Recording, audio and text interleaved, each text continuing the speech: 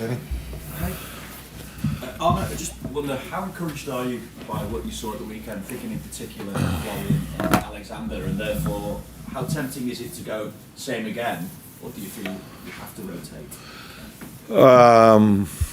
I haven't felt so much about that because yesterday we had recovery and after this press conference we're going to train. So let's see how players feel. Florian, for example, has missed out 1.5, 2 weeks of training. So for him to already play so many minutes was a good thing. And to this day we have played, and Joe Gomez is one of them. So let's see. It was encouraging to see Florian playing that well, but it's not the first time he played well for us. Maybe the first time other people noticed, but I've seen him playing well for us many times already. And for Alex to score his first goal is also very positive. Also a player who couldn't play, I think, 5 to 10 more minutes than he played, because he told me yesterday that he felt a little bit of cramp coming up already. So another player where we should see how he does when he trains today. I'm assuming though that Mo wasn't happy about being left out. Therefore, what's his reaction been like since? What kind of conversations have you had with him? No, that's a fair assumption, and that's a normal reaction from a player that's good enough to play for us. And then I say it mildly because he's been so outstanding for this club for so many years, and will be for us in the future. So yeah, of course, a player isn't happy he's not playing. He wasn't the only one who wasn't happy that he wasn't starting. I can tell you, and that's normal. But the way he behaved was as you would expect from a professional he is. But he was very supportive for his teammates. Handled himself really well during the day and yesterday in the session as well. So you cannot be a player that's available every 3 days and play on that high standards if you go with your emotions. But for Mo, he's so disciplined, knows what to do to stay fit, and no matter if he plays well, doesn't play well, if he plays or if he doesn't play, he will always be that top professional, and that's what he was in the last 2 days. Just check what the plan is for Mo as well. I'm not expecting you to tell me when he's going to be starting again, but I assume you've got a date for him to go to AFCON yet, have you, or have you not got? Yeah, we have. I think is it FIFA who does this? I don't know exactly, but it's the 15th of December. But as always, in these situations, there's a player involved. There's the nation involved, Egypt in this situation, in the club, and there are always talks about what is best for all three of us. So. Just how tough a game are you facing now against Sunderland? Just three defeats in the Premier League this season, and I suppose the surprise package in many ways in the Premier League so far this campaign. Yeah, a big compliment for the manager because they brought in a lot of new players and they started off so well. I saw the game Chelsea against Arsenal on our way back home. Very high standard game. Two teams that were fighting each other, working so hard, all the players on the pitch.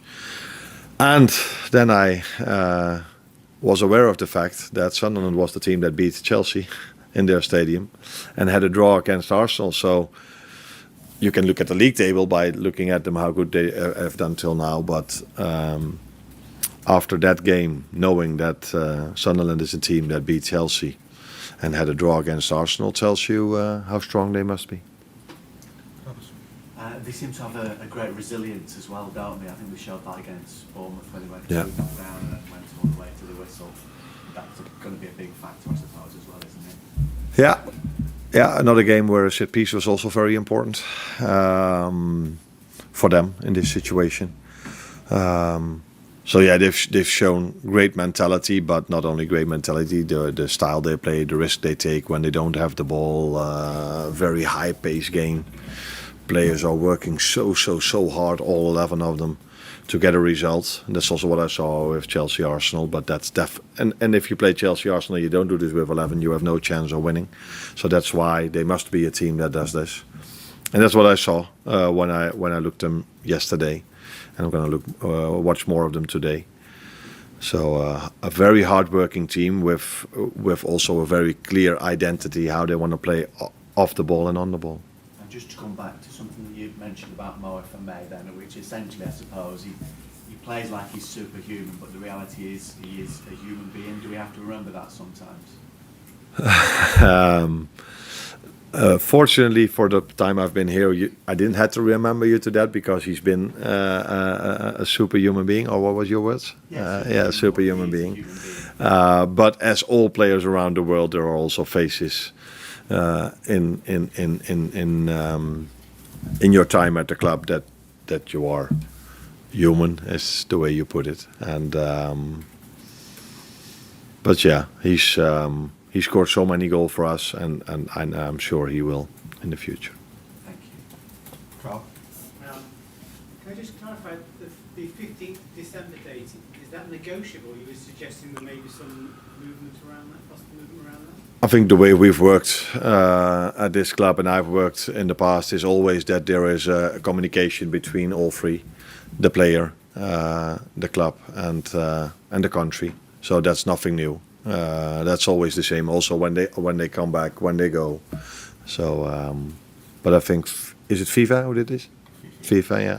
They've said the 15 is the last date. I assume a player has to be released.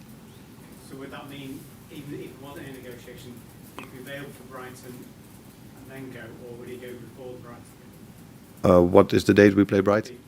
Is 15 the day we play? Oh, no. There's your answer then. Yeah. Can I just check as well then, you touched already the likes of Isaac, Wirtz and Gomez and their fitness status.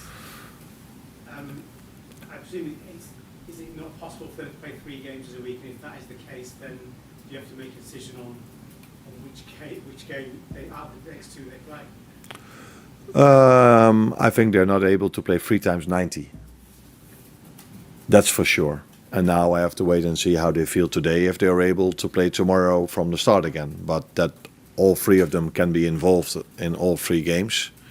If they don't get an injury, that's a fair assumption to make. Just with Mohamed again, is there sort of an indication from your end that next week or so you could perhaps try out a few things to see how the team copes with that more? No, I think in a few weeks he's already at the African Cup of Nations. So we have to find then a way to play without him because he's not there. That's true. Yeah.